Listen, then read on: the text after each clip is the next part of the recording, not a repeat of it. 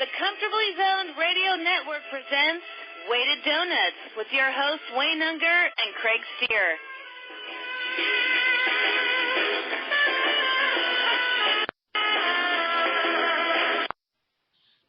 Hello and welcome back to this week's show of Weighted Donuts.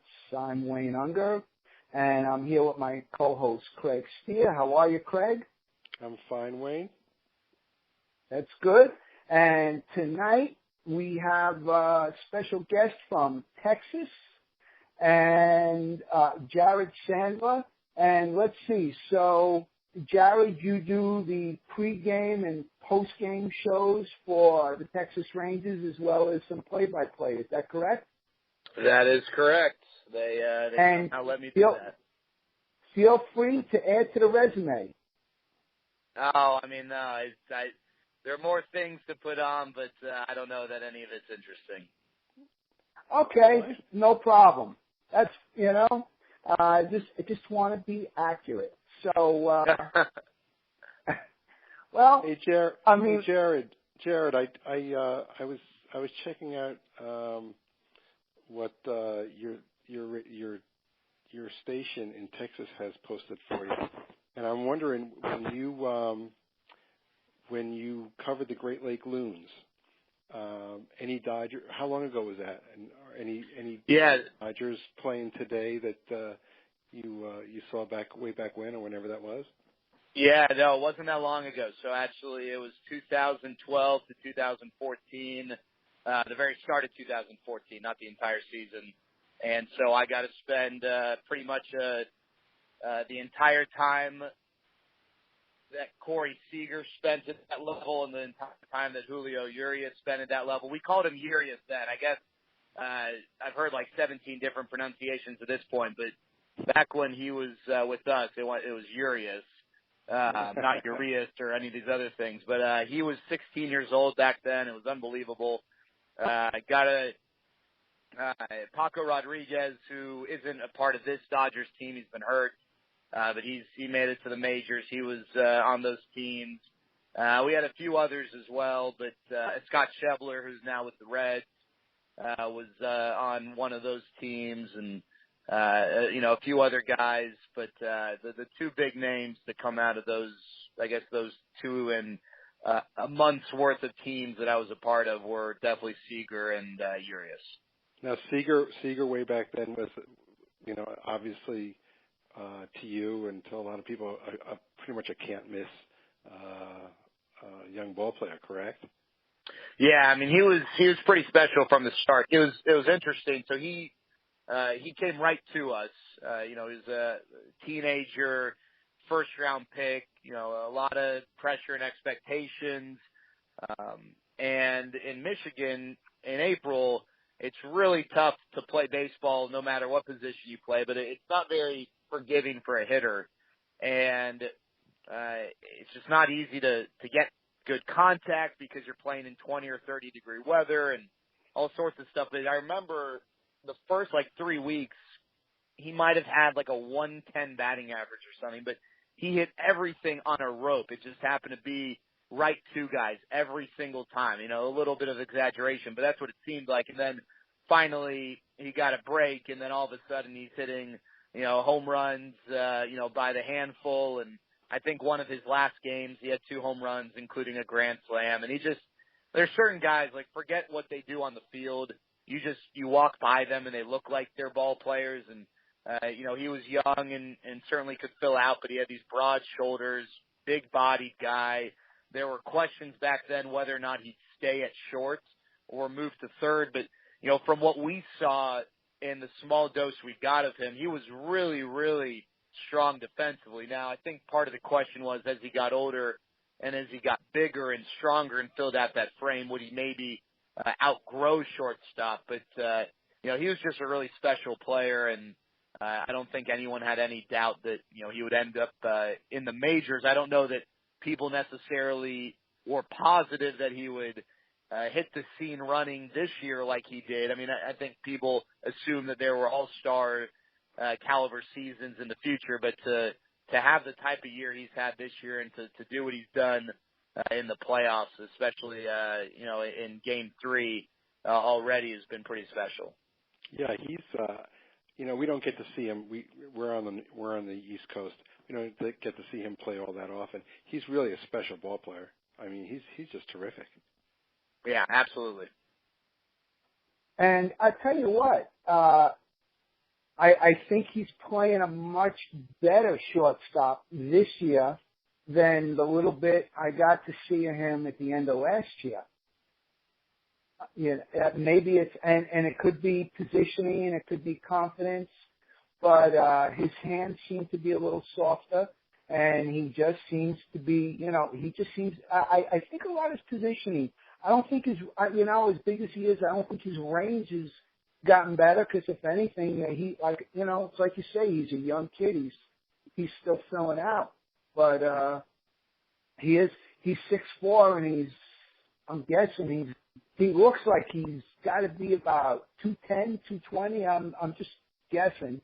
So I guess it remains to be seen if he stays there. But he has enough arm for third base, and we'll see. But he was highly touted from the beginning. And there is yet another Seager brother coming up on the horizon. So. That will be interesting to see. Are you referring to Justin? Yes. Yeah, I don't know. I'm not sure that Justin's got the major league ability that Kyle and Corey have. I know he's playing professionally, but I don't know that you're gonna. You might never see Justin in the majors. I think he's kind of I hate to say the black sheep, because playing professional baseball at any level is incredibly special. But I think the two true studs in that family are Kyle and Corey. I think Justin's, hanging around in the minors, but I don't know that if he is a major leaguer at some point, I don't know that necessarily he'll stick around for too long. With all due respect to Justin Seager. No, I understand. I mean, he's struggling. He has a lot to live up to. But one thing he does have some power. He's got some pop. And, you never know. He's got some pop, and anything can happen. And anything can happen. He does have the pedigree. Well, I guess we'll have to see. But that's great. Now, speaking of minor leaguers, after Joey Gallo, what's left right now in the Ranger organization? Well, as far as guys who have a chance of contributing to the team next year, I think the guy a lot of people hope will end up having an impact is a young left-handed pitcher by the name of Yohander Mendez. He got some major league time at the end of this season in September as a reliever. There was a chance he was going to start a game in the last week after things had kind of been wrapped up for the Rangers, but that didn't end up happening. I think, if I'm not mistaken, Cole Hamels wanted to get a start, just to kind of stay, keep his rhythm. But Mendez is not an overpowering guy.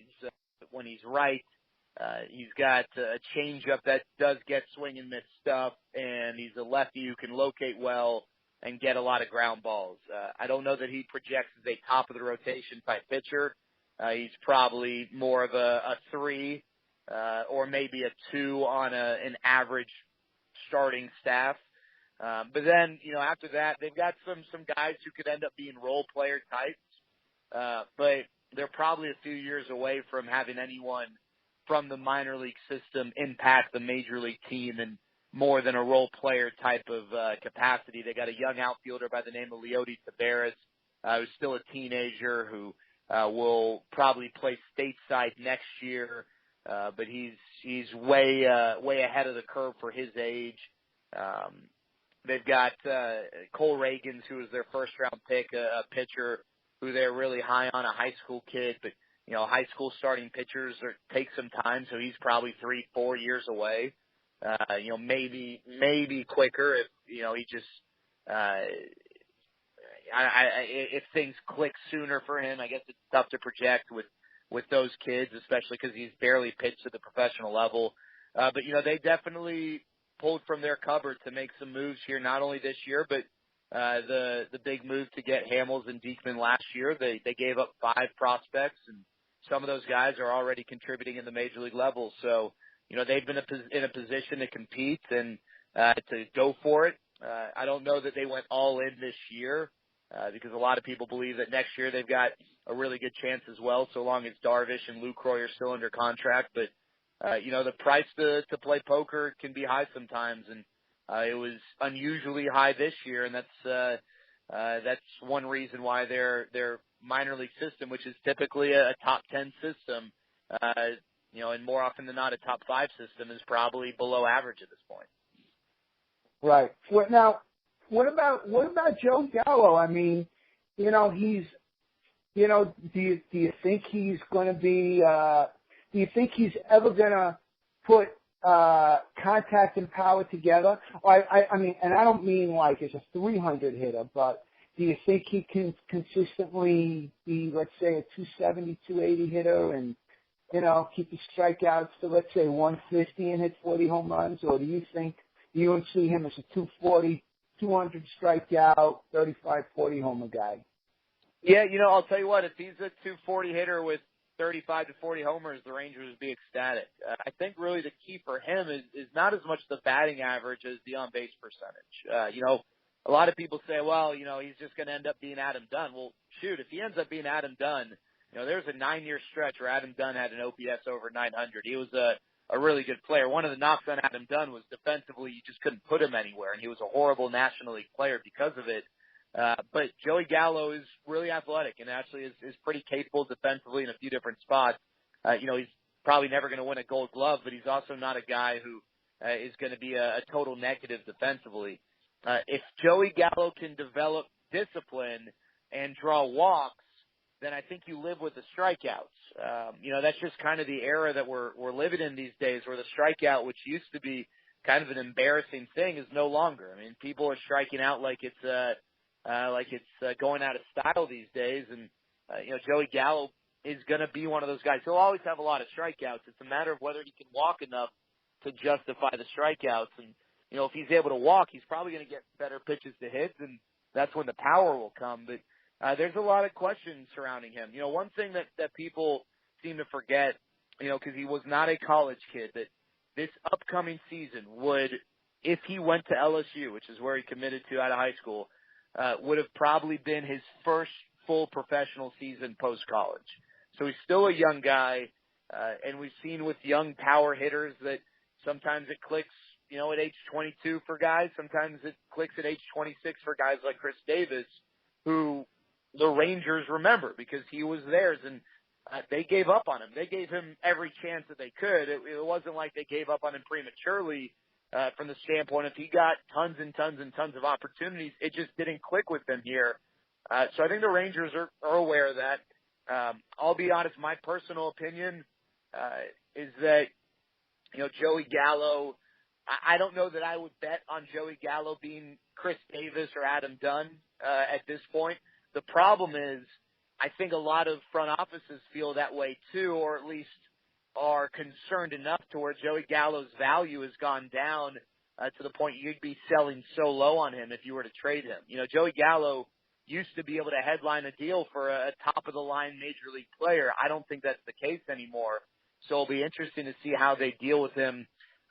With Mitch Moreland being a free agent and unlikely to return to Texas, Joey Gallo's got a great chance to be the everyday first baseman next year. And as a matter of fact, 6 months ago, I would have told you that Joey Gallo absolutely will be the everyday first baseman in 2017. But unfortunately for him, he just hasn't done enough to justify getting handed that spot. He's really going to have to earn it. He'll get some at-bats in winter ball in Venezuela here. He's there right now. Hopefully that serves him well. But he's going to have a good spring training. If he has a good spring training, maybe he gets the opening day job. And, if that's the case, I don't know that it's definitely going to be his for the entire year. He's going to have to continue to earn it, and he really hasn't earned it yet up to this point. I have to say, Jared, it is an absolute pleasure to hear somebody who really knows what they're talking about.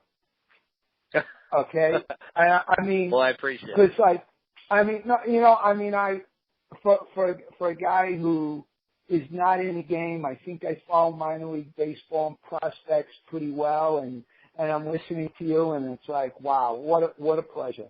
So. Well, I appreciate it. Thank you guys for having me too. You said. Thank you for coming on. I'm sorry. Go ahead, Craig. No, go ahead. No, it was funny, Jared. You mentioned the phrase that pays for Wayne. You in discussing the way batters strike out like crazy. I mean, there was a period of time, it was basically a totally unproductive out, and it was so frowned upon. And it has changed so much. And Wayne, I'm telling you, if you go back and you listen to our podcast, I think at least once a week, Wayne is screaming about how, no one cares about the fact that these guys strike out so many times. So when you said that, I had to laugh.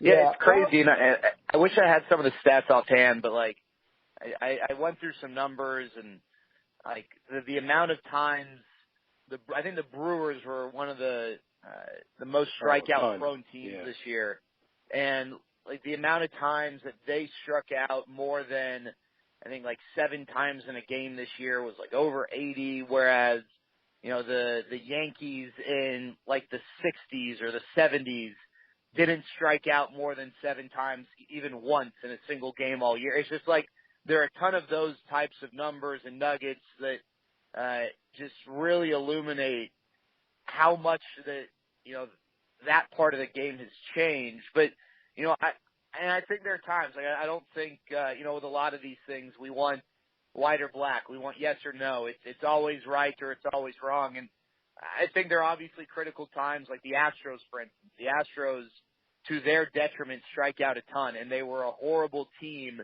with runners on base because they were bad at putting the ball in play when they needed to put the ball in play.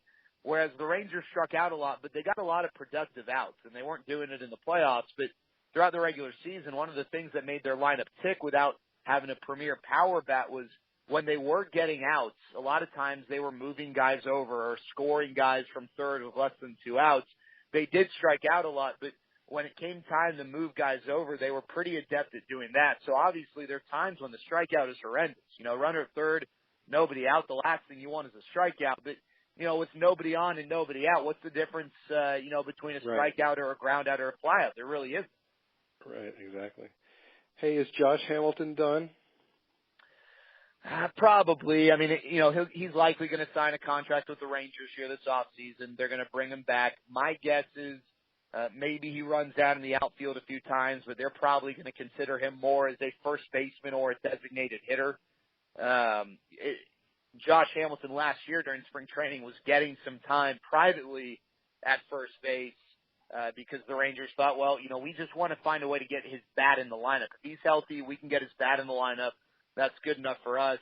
But at this point, I don't think anyone's counting on anything from Josh Hamilton. He's going to sign with Texas because they'll be very cheap, incredibly low risk, if a risk at all, and they'll see what they can tap into with that body of his. But my guess is we've seen the last of Josh Hamilton as a productive, regular player. But I don't know that he's going to retire just yet.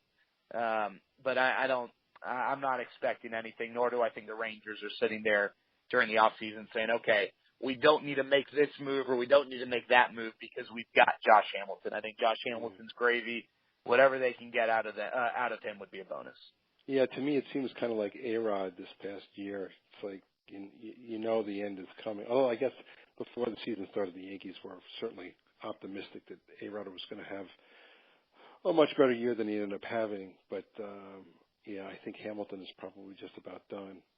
But I mean I wouldn't be surprised if you told me Josh Hamilton's not going to get another major league at bat in his career, I wouldn't argue with you on that. I would actually probably say that's the odds-on favorite outcome in Vegas if they placed odds on that sort of thing. Are you having second thoughts on on picking up Beltran? No, I'm not. First of all, I wasn't really high on Dylan Tate. I think Dylan Tate will end up being a really nice major league reliever. But I don't, and that was the big concern, or one of the big concerns out of college was, is this guy a starter or is this guy a reliever? And I don't think that he's a starter. So if what you gave up was maybe even a really dominant reliever, that's fine. You got to be able to find those guys, relievers, and the bullpen is probably the easiest part of the team to rebuild. And again, you had to make a move, or you didn't have to necessarily make that move, but you got to, at the deadline, I'm a big believer. If you have a chance to win, you don't necessarily need to go all out. But I think it behooves you to make a run for it because, look at the Indians. The Indians are a win away from going to the World Series when everyone and their mothers were writing them off because of the injuries they sustained. Anything happens once you dance. And, saw that with the Blue Jays. The Blue Jays swept the team with the best record in the American League. And I don't necessarily know that the Rangers were that much better than the Blue Jays. I think the Rangers benefited from playing in an easier division. But, Carlos Beltran was a pretty critical part down the stretch for the Rangers. He didn't deliver in the postseason, especially when you consider that was one of the talking points when they got him was they got this guy who's got such a great postseason track record. But I don't fault them for making that move. I don't think that's one where we're going to look back 8 years from now and say, man, they really dropped the ball giving up Dylan Tate and the two other guys that they gave up. I just think, I look at the Astros guys, and I see a super talented team, and they're set up so well for the next few years, but you just never know. And I don't necessarily think they needed to sell the farm to make a move, but I thought Jeff Luhnow made a big mistake, not even giving themselves a chance by going and acquiring even a mid to back of the rotation starting pitcher. I don't think you need to go all in every single year. You can't. Teams just aren't able to do that. But I do think that, the Rangers felt like they had a unique opportunity this year to make a run for it. And I'm not going to fault them for going after it. It's funny, you speak of Dylan Tate, Craig and I both wanted the Yankees to sell, even before they made the decision to sell. And with the Beltran trade, my thing was I thought it was a great trade for the Yankees because, they're not going anywhere. They traded a guy who's going to be a free agent at the end of the year. They certainly weren't going to make him a qualifying offer. And I felt Dylan Tate was using Beltran for a high risk, high reward kind of trade. I felt that was perfect for them. And Wayne, absolutely. I think, not to cut you off, but I want to make sure I don't want to make it sound like I thought the Yankees got jobs here. The Yankees. Oh no, and not at all. I was just going to say it's what I'm leading up to is I think a day or two after the trade they had Brian Cashman was on one of the sports radio stations and. They asked him about Tate, and of course, hey, listen, his fastball is down 5 miles an hour, and, did you get damaged goods? And Cashman said, no, well, when we got him, the first thing we asked him if he was hurt, and he said, no, he's not hurt. He wasn't hurt. And he said also that the Rangers changed his workout routine, and he said it wasn't working for him. Now, how true that is, I don't know, but I'm just saying that was the perspective coming from, from Cashman.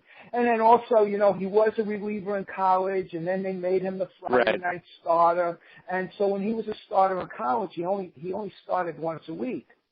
So, but I am with you in thinking if his ceiling, I believe, is as a really good reliever. That's where I think he can end up. And again, for what, which isn't a bad thing, which is, never a bad thing, particularly the way the game is shaping and, the way teams are using relievers in the playoffs. I wonder if they're going to carry a little of that over into the season next year. It's almost like an automatic now. We see, relievers 7th, 8th, and 9th. I wonder how much earlier teams are going to employ relievers. I wonder if now we're going to see teams carrying yet another extra pitcher. Who knows where this is going? So. Yeah, and first of all, I think it's great that Brian Cashman was finally allowed to do his job. The Yankees probably should have sold prior to this, but if the reports are true and he really wasn't allowed to sell, that's unfortunate because I thought he did a great job as a seller. I think just like players, some are good fastball hitters, some are good curveball hitters, some are good defensive players, some are good going to their right, going to the left, whatever. I think GMs have strengths and weaknesses, and I don't know that we've ever really seen whether or not Brian Cashman can sell. I thought he did a great job selling this year. And as far as the relievers, it's interesting because obviously bullpens are so critical. It is funny though how in the playoffs it is slightly a different game because now all of a sudden you're using your best, second best, third best, fourth best relievers pretty much every game because A, it's the end of the season, so you don't need to preserve them for 2 months down the road, but B, you got more off days and it allows you to use those guys with the travel days that are built into the series. You can use, I think Joe Biagini, it seems like, has pitched every single game for the Blue Jays. Whether or not that's the case, it seems like he's been out there. And obviously Andrew Miller for the Indians has not only pitched just about every game, but he's pitched multiple innings in a lot of those games. But he's able to do that because of the off days. And if Major League Baseball does change things up with the coming CBA, and they add an off day, maybe they start the season a little earlier and add a couple off days, whatever the case is, perhaps that does change the dynamic of how things are used with the bullpen. But I think it's tough because right now I don't think managers are managing for an entire season. They're managing for that day, maybe for the next day as well, and I think it allows them a little more freedom and flexibility. Yeah, but one change I think we might see is, and I mean this has been talked about for years, is there's always been talk about, well, why bring your best reliever in the ninth inning with nobody on base, but you're bringing in your second and third and maybe even fourth best reliever in higher leverage situations in the sixth, seventh, and eighth when you got guys on base and you want to get out of the inning. And we're seeing a little bit more of that as well. So. And we even saw it toward the end of the year, even before the postseason, with the way the Indians used Andrew Miller. They would have him come in and pitch seventh inning.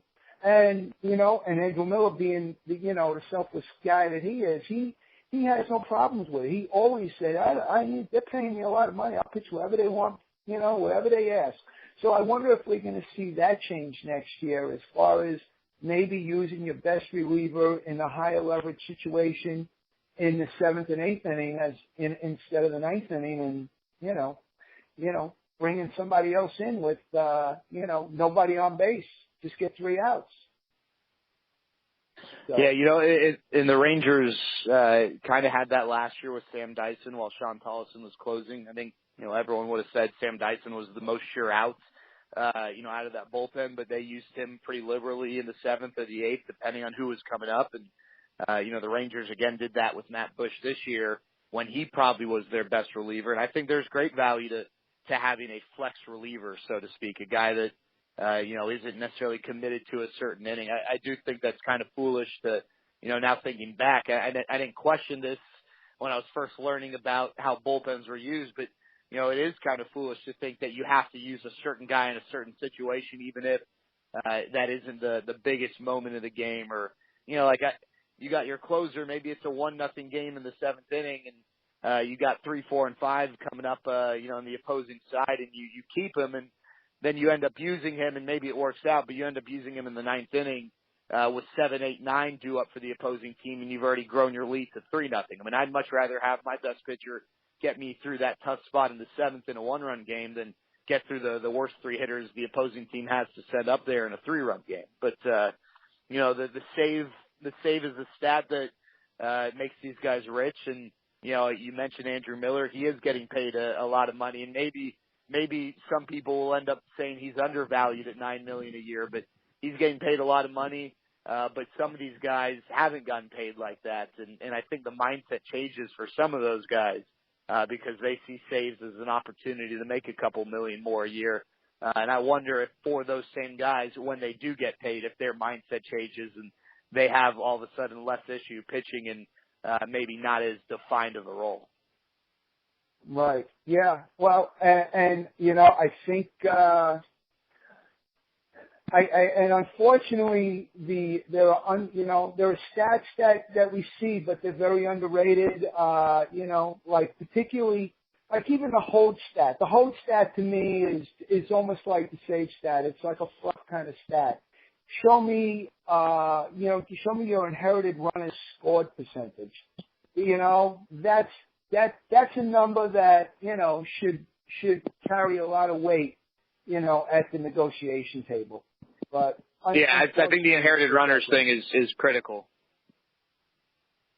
So, and you know, I want to touch on another subject with the Rangers organization. If you don't want to touch it, it's okay. But Nolan Ryan, John Daniels, can you give us any insight onto that, or would you rather avoid it? I don't want to. No, I mean, listen. I think what happened there was, you know, you got guys with two different backgrounds, and they had their people. You know, John Daniels has his guys, and Nolan Ryan has his guys. And unfortunately, I think where the friction really started was amongst those guys, more so than John Daniels and Nolan Ryan, and then it led up to them, and maybe it put a fence between those two. But I think initially, obviously those two guys were the faces, but it didn't start with them. It started with John Daniels' cronies and Nolan Ryan's cronies not seeing eye to eye on things, and then the friction kind of moved up the food chain, and you know that's really what happened, and it's unfortunate because Nolan Ryan is such a face of professional baseball in Texas, both with the Astros and the Rangers were very fortunate to have him on board as a face, and really, you know, he came on board at a important time, I guess, because the Rangers they were lost. You know, they were constantly finishing near the bottom of the AL West with the exception of a year here or a year there, you know, after their run in the 90s, and Nolan Ryan kind of brought a change in attitude, and he was someone that fans could kind of look at and say, okay, you know, he's here, he's on board. But the reality is John Daniels is the guy that built this team. You know, I guess I'll say this. I think Nolan Ryan brought a lot of great to the Rangers. For those who think that Nolan Ryan was in these meetings determining personnel decisions and, you know, playing a big part in what went on in the off season to build the rosters that sent the Rangers to the World Series in 10 and 11 and to have one of the winningest teams since 2010, you know, those people are mistaken. That was John Daniels, and it might have been some of Nolan Ryan's people who were contributing positively to those efforts. But Nolan was not a huge contributor in that way. His contributions were elsewhere. And so when Nolan left and the Rangers had their unfortunate 2014, there was this movement that suggested, oh, well, you know, it's the Nolan Ryan curse. Nolan Ryan's not around, and John Daniels doesn't know how to run a baseball team as a general manager. But the reality is they dealt with a record amount of injuries, and they come back in 2015 and 16 and win the West. I think that hopefully closes the door on the notion that, you know, Nolan Ryan was the brains behind the roster building that went on. Again, you know, Nolan was a positive contributor to the organization, but I don't think he was a positive contributor in that specific area. Jared, okay. Thank you for not ducking that question. Yeah, no, my pleasure. Jared, where did you grow up, and who did you root for as a kid? I grew up in Dallas. I rooted for the Rangers. But I did grow up in a house full of Yankee fans. My parents are from South Africa. My oldest brother was born there. They moved to America. They lived in New Jersey first. That's where my other brother was born. So they're big Yankees fans. Fort Lee. Right over the bridge. Washington Bridge. Yeah, so I grew up in a house full of Yankees fans. It wasn't very pleasant for me in 96, 98, or 99 when the Rangers ultimately, after winning Game 1 of the 96 ALDS, dropped the next 9 over the course of those 3 seasons. But, you know, I grew up a baseball fan, but, you know, I always have been a Rangers fan, but I like to believe that I've just been a fan of the sport. And so how did you end up, what was behind your decision to head out west for college? A few reasons. first of all, I didn't get into any of the schools that I really wanted to go to. But I was conflicted as to whether or not I wanted to pursue the academic side or the baseball side. There was also a small chance I'd go and maybe play football at a small school, but USC gave me an opportunity to walk onto the baseball team. It didn't end up working out. Ultimately, could have, I guess, technically used a red shirt my freshman year, but decided to stay on the program in another capacity. I believe the NCAA compliant term was as an undergraduate assistant coach, but I really wasn't doing a ton of coaching. It was just a way to stay involved, help with recruiting and the operations side, be on the field, help throw batting practice, do stuff like that. But, USC offered a lot of broadcasting opportunities. They don't necessarily have as polished of a broadcasting school, so to speak, as Syracuse or, some of these other, high-powered broadcasting programs, but they got a lot of opportunity, and being in a big city was something that I was told would maybe play a role down the road, and so that's why I gave it a shot. I went there blind. I'd never been I don't think I'd ever been to L.A. I certainly had never been on campus. Packed up my bags. I headed out west, and I had a great time. It was a lot of fun. Did you play ball out there with any undergrads who went on to play either minor league ball or major league ball? Yeah, I mean, several who played minor league baseball, and more than a handful at the major league level. I don't know that we've had any, total breakout stars, but major leaguers like Ryan Cook and Brad Boxberger, who have both been all-stars. Tommy Malone was there while I was there. Nick Buss, who's currently with the Angels, was there.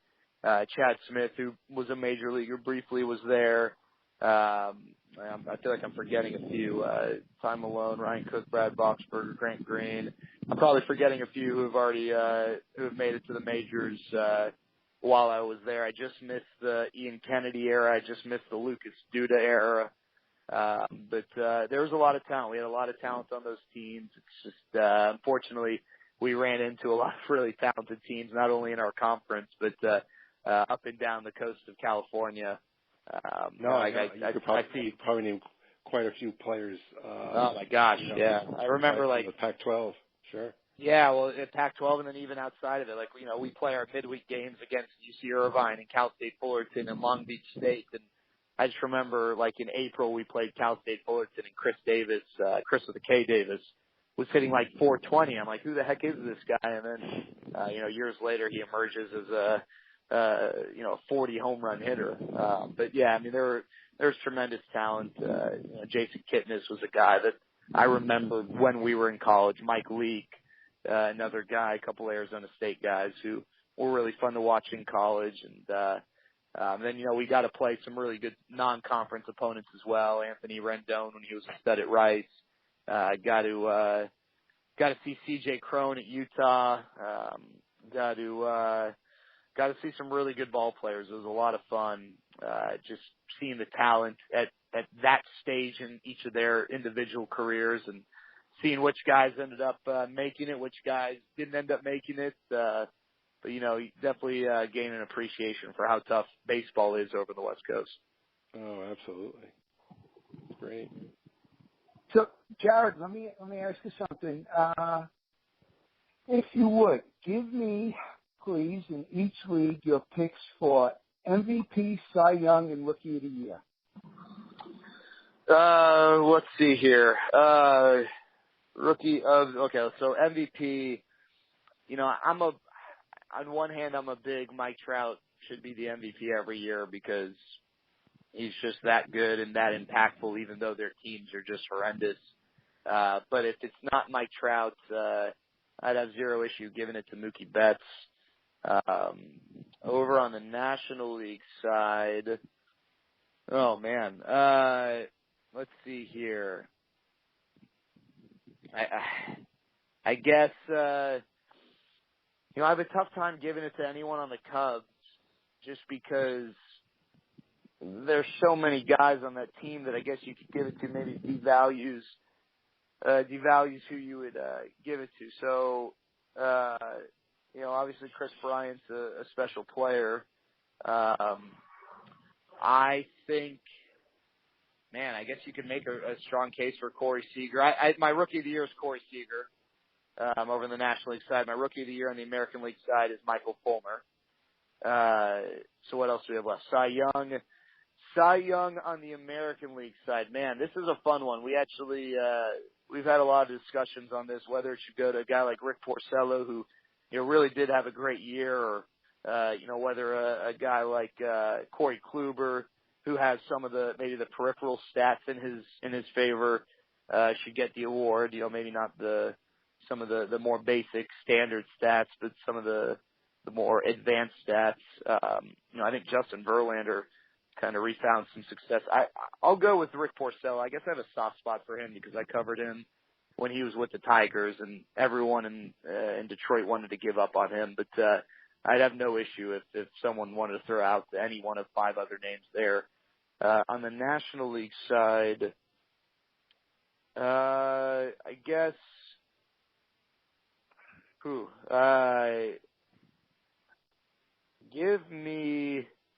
I'm going to go with Scherzer just for the sheer dominance. But, I think that's a fun debate on the National League side too. Obviously, that's probably Kershaw's award if he doesn't get hurt. But so I'd go with Scherzer. But I'm curious, who do you guys have? Okay, excuse me. I did this. Corey Seager was the only unanimous choice.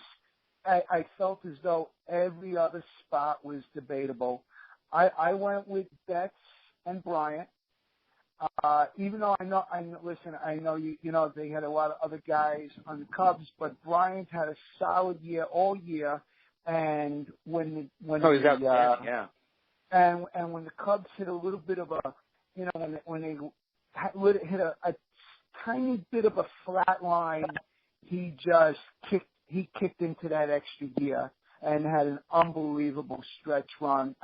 Listen, they all played great, but I gave it to him. But again, you could have went with Daniel Murphy. You could have went with Rizzo as well. In the American League, like you say, you could have went with Betts. You could have went with Trout.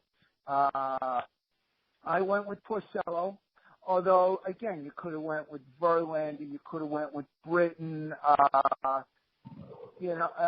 And then you could have went with even though, again, like you talk about peripheral stats, you could have went with J.A. Happ. You could have thrown a bunch of guys in there. In the National League, it was the same thing. You could have went with Lester. You could have went with Hendricks.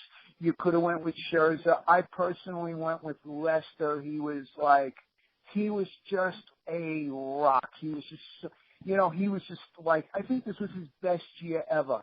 And he was also, again, just so outstanding and so coolly dominant down the stretch, unbelievable. And I also went with Fulmer. I felt as though you could probably make a case for Sanchez, but people forget that Fulmer had an incredible run where he helped carry that starting staff along with Verlander when Jordan Zimmerman went down. So Fulmer was the big reason why they were even in the playoff conversation down the stretch. Exactly. So those were my picks. We don't have to go over all mine, but I will say one thing. I'm a Trout guy, and he's the MVP this year and every year until there's a better reason not to give him the MVP. He's just And again, we don't see him enough here on the East Coast. I know with cable, but we just don't see him enough. And I'm telling you, when he comes in here, I know he's a Jersey kid and everything. Oh my God, he just plays so well here. Well, we see him plenty. We'd probably like to see him less. How good he is. But I'll tell you, what everyone talks about the offense and the power, and it's silly, what he's able to do offensively. He doesn't have a great arm, but man, if the ball's in the air and it's in the same zip code, he gets it. And it's just, and there are a lot of really good center fielders in the American League. Probably more complete center fielders than Trout because they have the arm, a part of what they're able to do. Guys like Jackie Bradley and Kevin Kiermaier and, Kevin Pillar, a really good center fielder.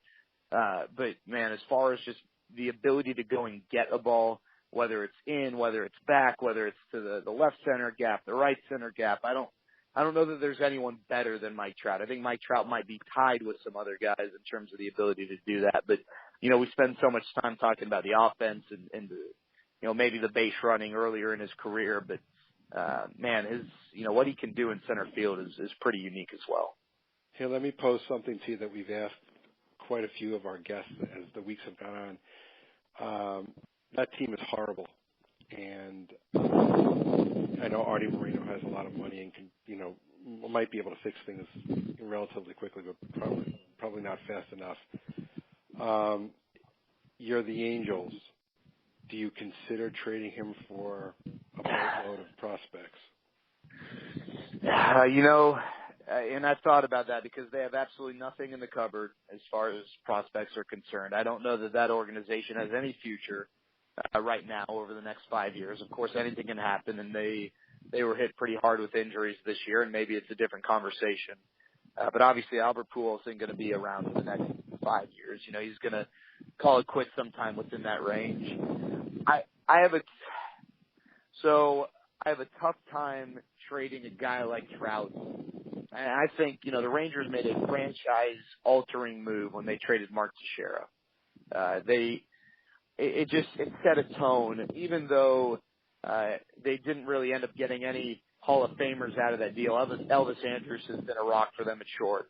Matt Harrison had a couple really good years, and Neftali Feliz obviously had a couple really good years. But, Elvis Andrus is the only one who's still contributing. But it set a tone. It gave people hope. It really just set the organization in the right course, and it led people to believe that there was a future. And, maybe there's something like that goes on. It's just Mike Trout's not Mark Teixeira. Mark Teixeira is a really good player. Obviously, you guys got to see him over on the East Coast, wearing the pinstripes there. And by the way he ended his career with that walk-off grand slam, that was or walk-off home run. I don't remember if it was a grand slam. It was pretty cool. But I have a tough time trading Mike Trout. I'm not going to say no because there could always be that one team that's going to pony up a deal that just you can't refuse. I have a tough time believing that that's the case, especially with his contract. If he maybe was a pre-arb guy or hadn't signed that big extension, even though I still feel like he's getting underpaid. That's tough. I do think that maybe what I'll say is this. I definitely think there's a scenario by which trading Mike Trout makes your organization better in the long run. I just think that there's so much more that goes into that sort of thing. That's a tough move to make. And it's a move as a general manager that Billy Epler better be willing to get fired over that move. And unfortunately, when you make those moves, you've got to have job security. And I don't know what the conversation is there, but you've got to be comfortable that you're not going to be able to bear the fruits of that deal for the next 3 to 5 years. Because that's the type of deal I see a team being willing to make, is one that, you're rolling the dice on some high-powered young players, obviously, as opposed to a bunch of or a few major league guys. And I'd have a tough time trading Mike Trout if I'm not getting major league established guys back, in the immediate. Gotcha. Well, thanks for. Well, just so you know, my answer was no. Certainly not for just a boatload of prospects. To me, you would have to receive besides, let's say, a minimum of 3 high quality, almost major league ready prospects. You would have to receive another all-star major league ball player with upside. Not, no one's going to have Trout's upside, but with upside as well as another, average to maybe a little above average major league player. Just to even begin the conversation. I don't see anybody doing that. But I just wouldn't do it. I'm like, I know it looks like they're 5 years away, but they may not be. You just don't know.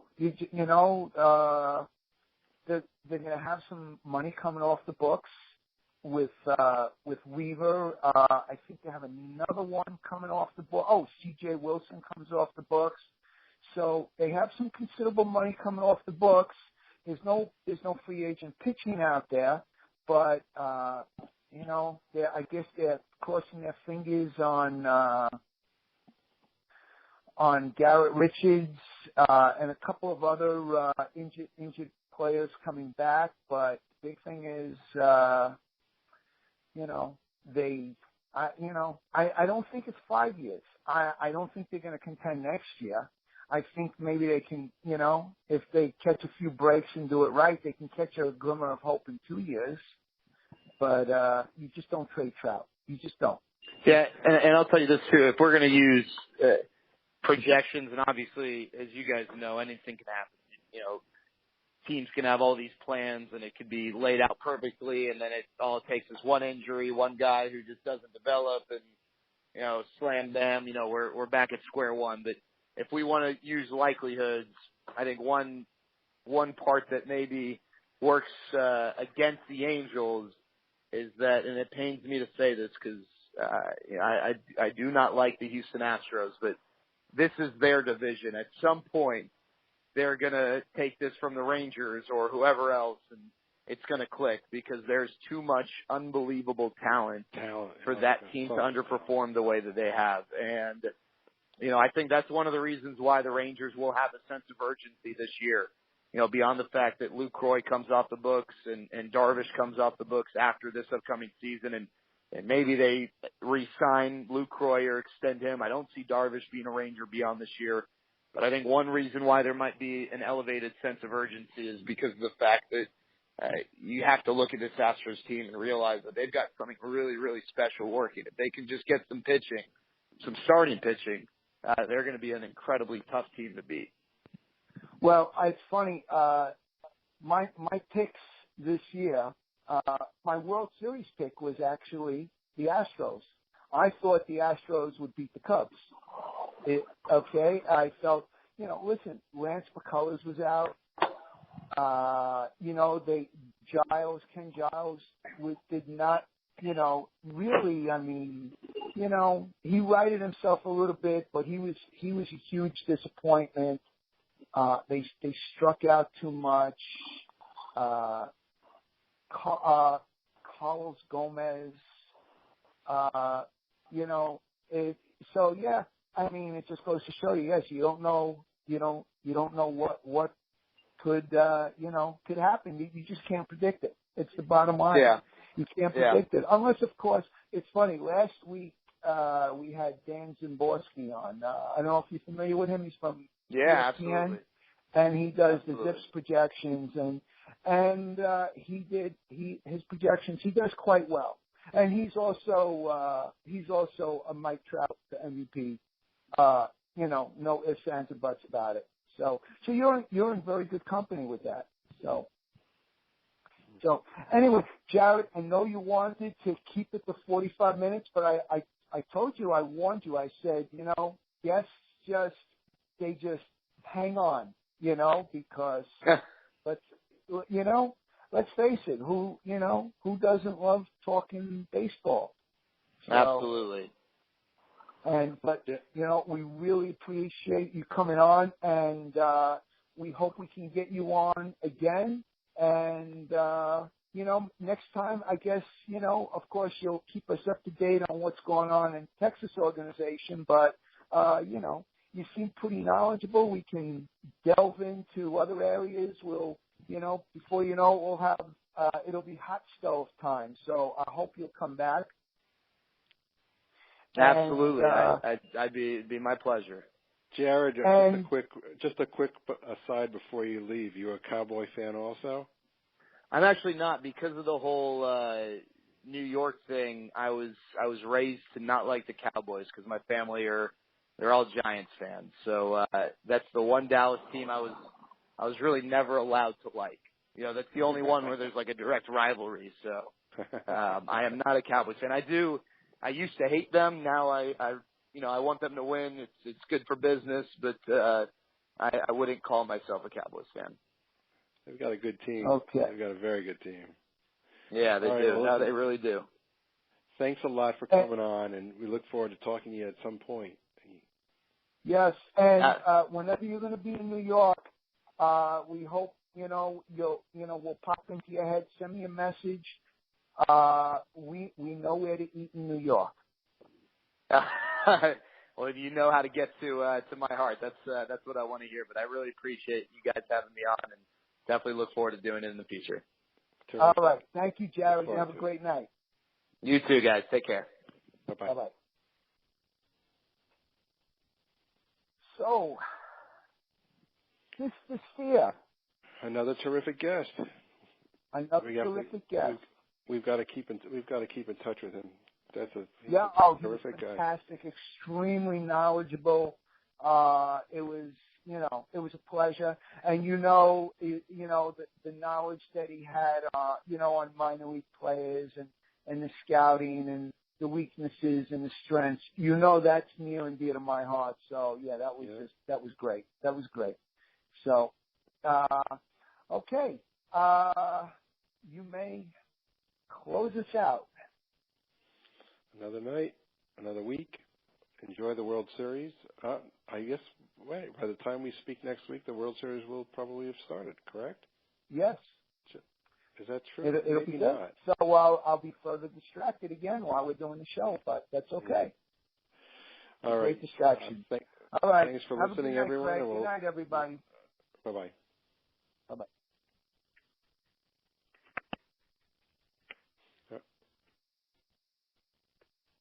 You still there? Yeah. It didn't click off, I don't think. Oh.